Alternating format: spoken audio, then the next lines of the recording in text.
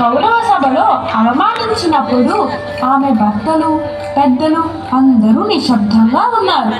కానీ ఆమె హే కృష్ణ, హే ఉదయవాసి అని ఒక్కసారి పిలిచినప్పుడు సాక్షాత్తుగా శ్రీకృష్ణుడే ప్రత్యక్షమయ్యారు.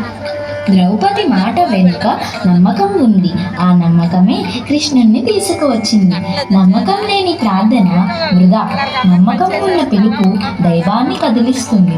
గురువు చెప్పిన మాటలపై నమ్మకంతో శబరి జీవితకాలం శ్రీరాముని దర్శనం కోసం ఎదురు చూసింది. నేను నిశ్శబ్దంగా పనిచేస్తాను.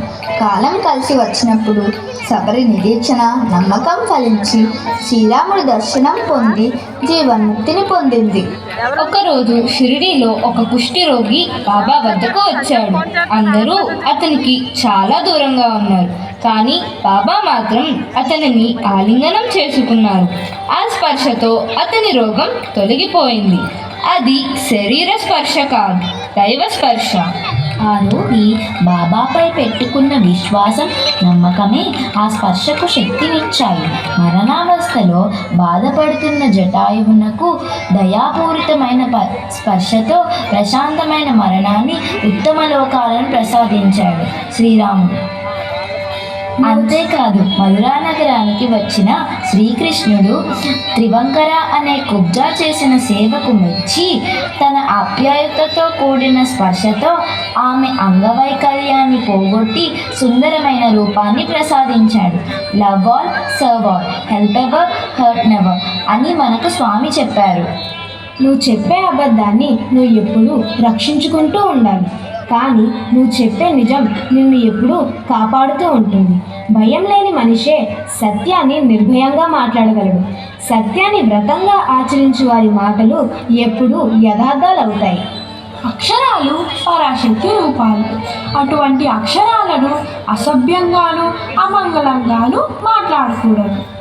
ఎంత తక్కువ మాట్లాడితే అంత మంచిది.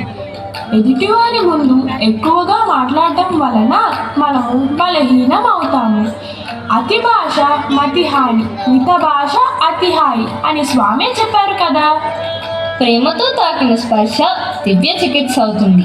సేతు నిర్మాణంలో ఉడత చేసిన సాయానికి ఎంతో ఆప్యాయంగా దానిని నిమిరి స్పర్శించి ఉడత జాతికి శ్రీరాముని చేతివేళ్ల ముద్రను గుర్తుగా అనుగ్రహించారు.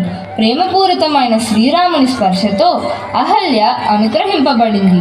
ఇటువంటి దివ్యమైన ప్రేమదయ కూడిన స్పర్శలు చాలా పవిత్రమైనవి. మనం ఐదుగురు విడివిడిగా కాదు, ఎప్పుడు కలిసే ఉండాలి. సత్యం లేని మాట బలహీనం, మాట లేని స్పర్శ నిష్ఫలం, స్పర్శ లేక కాలం అర్ధరహితం. సమయం దైవం ఇచ్చింది. ఆ కాలాన్ని గౌరవించి దాన్ని సత్యమైన మార్గంలో వినియోగించు. స్పర్శను పవిత్రం చేసుకో. ప్రేమతో తాకిన స్పర్శలో సత్యం నివసిస్తుంది.